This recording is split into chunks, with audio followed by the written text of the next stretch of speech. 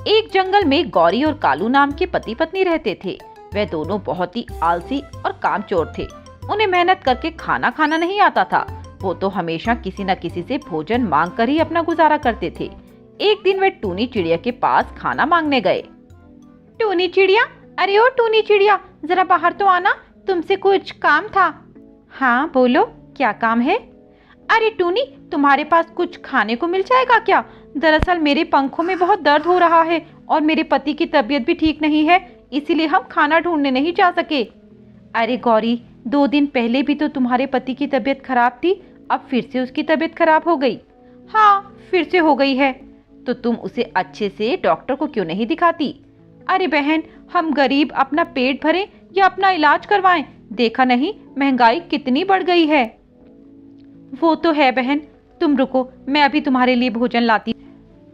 टूनी घर के अंदर जाती है, तभी उसका पति सोनू कबूतर उसे टोकते हुए कहता है, अरे तुम्हारा दिमाग फिर गया है क्या? इन्हें किसी की मदद की नहीं बल्कि मुफ्त के खाने की जरूरत है।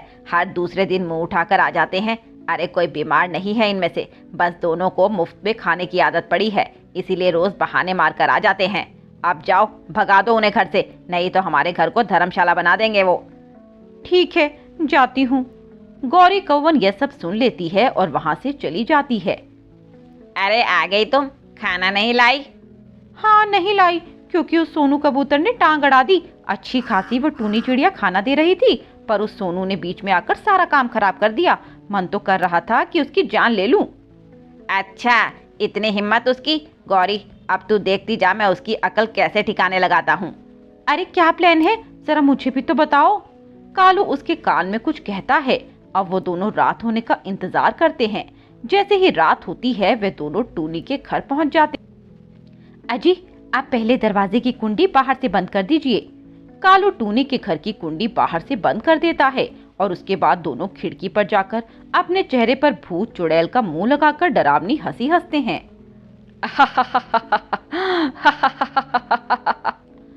उनकी डरावनी हंसी से सोनू और टूनी जाग जाते हैं। अजी, ये हंसने की आवाज किसकी है? रुको मैं देखता हूँ।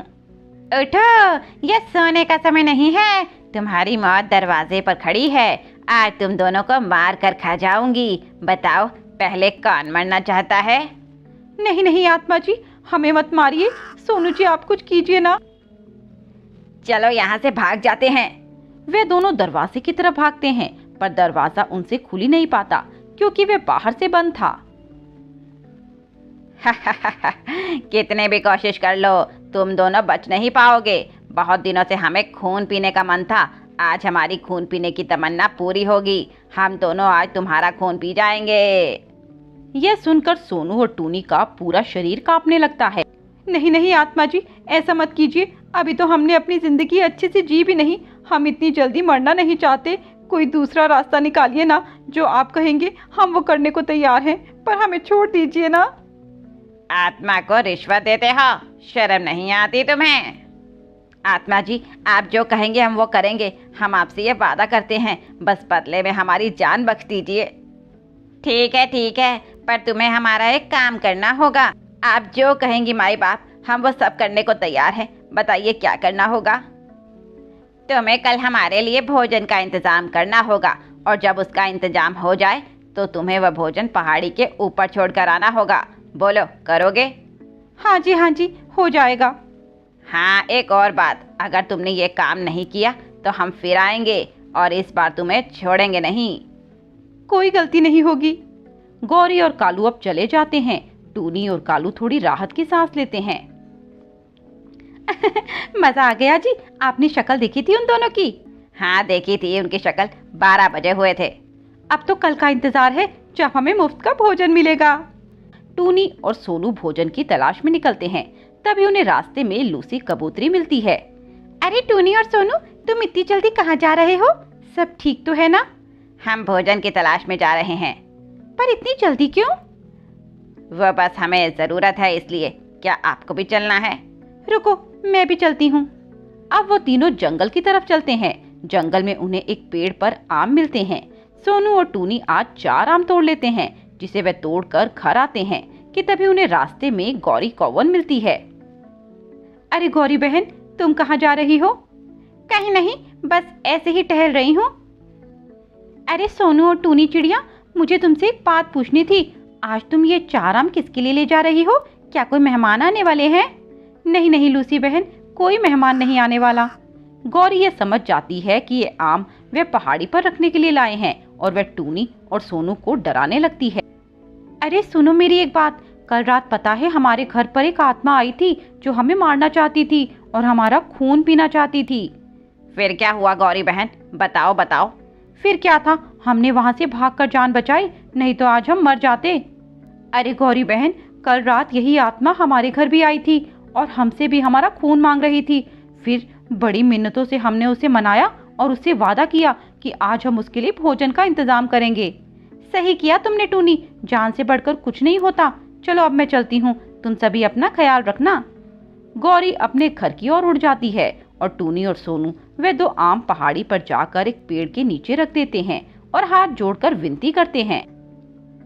हे आत्मा, हमने आपका वादा पूरा किया और आपके लिए भोजन का इंतजाम कर दिया। अब ये आप आम खा लीजिए और हमें परेशान मत कीजिएगा। ऐसा कहकर वे दोनों वहां से अपने घर आ जाते हैं और कालू आम उठाकर अपने घर आ जाता है। खाओ खाओ मेरी प्यारी पत्नी, मजे से खाओ, ऐसा मौका रोज नहीं आता। आम तो बड़ा ही मीठा है। अरे मुफ्त की हर चीज अच्छी ही लगती है। आम खाकर तो मजा आ गया, अब मेरा मन लीची खाने को कर रहा है। तो टेंशन क्यों लेती हो तुम, उसका भी इंतजाम हो जाएगा। आज रात उस लूसी कबूतरी के घर चलकर उसको डराते हैं। ठीक है। आधी रात होते ही वे दोनों लूसी के घर चले जाते हैं और उसके घर की कुंडी लगाकर फिर से भूतिया आवाजें करना शुरू करते हैं। कबूतरी, ओ कबूतरी, जाग, देख कौन आया है। आज हम तुझे मारकर तुझे अपने साथ ले जाएंगे और तेरा खून पिएंगे। जाग। लूसी कबूतरी ये आवाज सुनकर जाग जाती है और डरते हुए कहती है, मुझे छोड़ दीजिए, मैंने आपका क्या बिगाड़ा है? मैं तो पहले से ही सूखी सड़ी हूँ, आपको मुझ में क्या मिलेगा? मेरा तो खून भी मीठा नहीं है, मुझे छोड़ दीजिए। मैं मत बताओ कि हमें क्या करना है, आज तो तुम्हारा खून पी कर ही रहेंगे।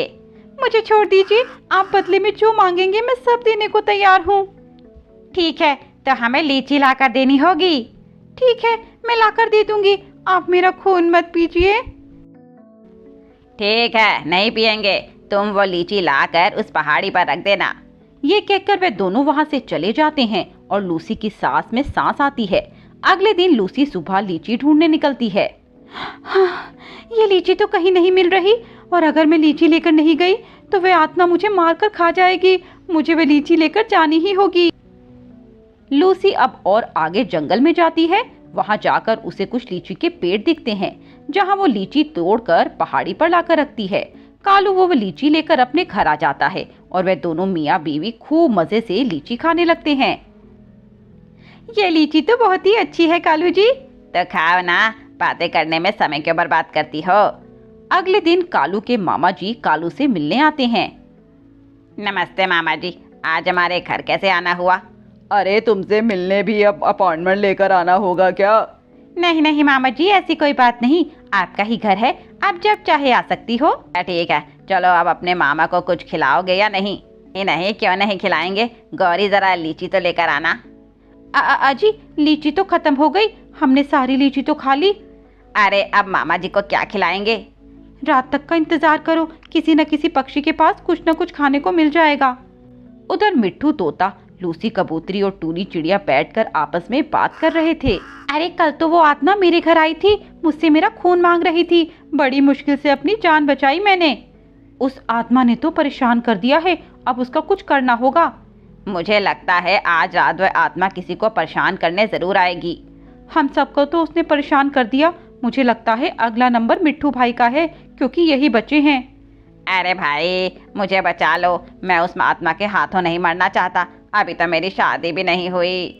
तुम चिंता मत करो, हम तुम्हारे साथ हैं। आज रात हम सभी तुम्हें घर की निगरानी करेंगे और आत्मा जब आएगी तो उसे पकड़ लेंगे।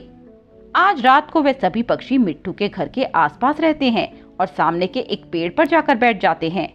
आज देखते हैं उस आत्मा को। मैं तो विभूति और गंगा जल भी लेकर आई हूँ ताकि उस आत्मा पर छिड़क कर उसे मार दूं। मैं ये रुद्राक्ष की माला लेकर आई हूँ, अब देखते हैं वो आत्मा कैसे बचती है। वे सभी तैयार बैठे थे कि तभी वहां गौरी और कालू आते हैं। वे सबसे पहले मिट्टू के घर का दरवाजा बंद कर देते हैं और फिर वही डरावनी हंसी हंसने लगते हैं। अरे वो देखो, ये कोई आत्मा वात्मा नहीं, ये तो गौरी और कालू कौवा है। इसका मतलब जब वह झूठ का नाटक था, है हमें भूत और चुड़ैल बनाकर डरा रहे थे। रुको, मैं इन्हें अभी देखता हूँ। वे सभी अपने अपने हाथों में विभूति लेकर उस गौरी और कालू की आंखों में छिड़क देते हैं, जिससे उन्हें कुछ दिखाई नहीं देता। हाय रे, ये फेंक दिया, क्या फेंक दिया मेरी आंखों में?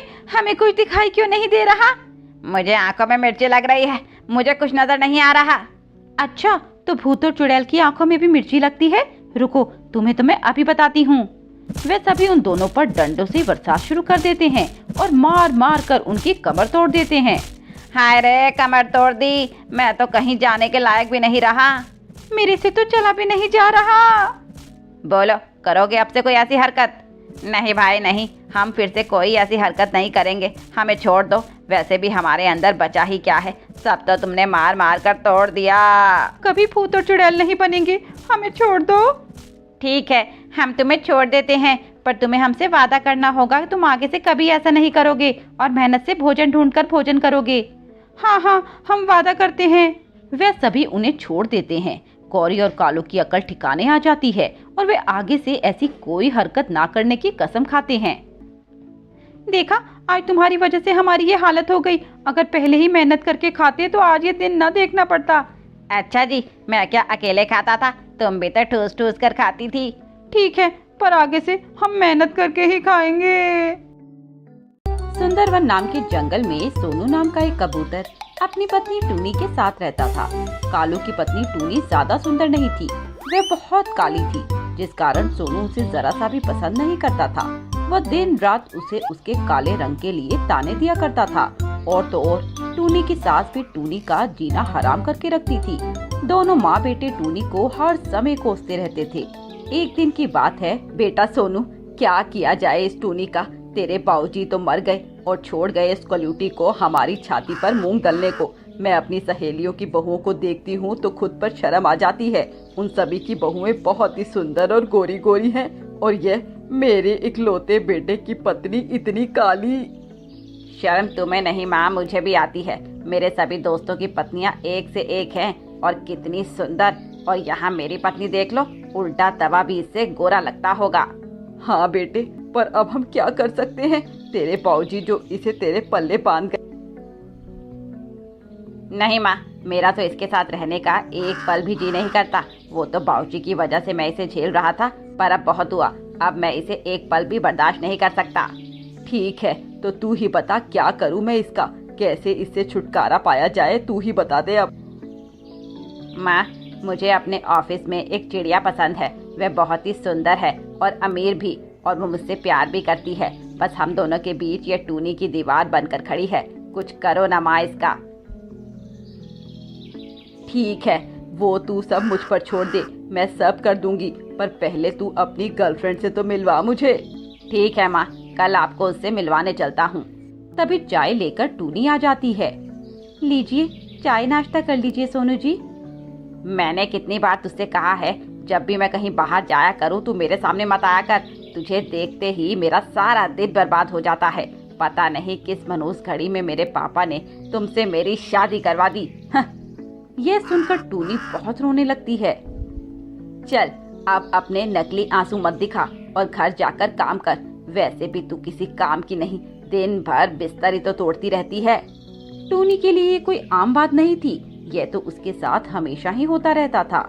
सोनू और गौरी कभी भी उससे प्यार से बात नहीं करते थे, हमेशा उसे ताने मारते रहते। अगले दिन सोनू अपनी प्रेमिका लूसी को लेकर एक रेस्टोरेंट में चला जाता है और वहीं अपनी माँ को बुला लेता है। नमस्ते माँ जी, कैसी हैं आप? मैं तो ठीक हूँ बेटी, तू कैसी है? माँ बाबा सब ठीक है ना तुम्हारे? हाँ आंटी, सब ठीक है। आपको देखकर मैं आज बहुत खुश हूँ। मैं हमेशा सोनू जी से यही कहती रहती थी कि माँ जी से मिलवा दो, पर इन्होंने मुझे आपसे कभी मिलवाया ही नहीं। हाँ बेटी, वो इसीलिए क्योंकि मैं काम में बहुत व्यस्त रहती हूँ ना, समय ही नहीं मिल पाता, और ऊपर से वो टूनी दिमाग खराब करके रखती है मेरा। माँ जी, आप चिंता मत करिए, एक बार मेरी सोनू जी से शादी हो जाए फिर हम दोनों सास बहू मिलकर उस टूनी की तो अकल ठिकाने लगा देंगे। हाँ बहू, तू जल्दी से आजा मेरे घर। वैसे भी उस काली बहू को देख देख कर मेरा आधा खून वैसे ही जल चुका है। तू आएगी तो आंखों को थोड़ी राहत मिलेगी। उधर टूनी को इस बात का पता नहीं था।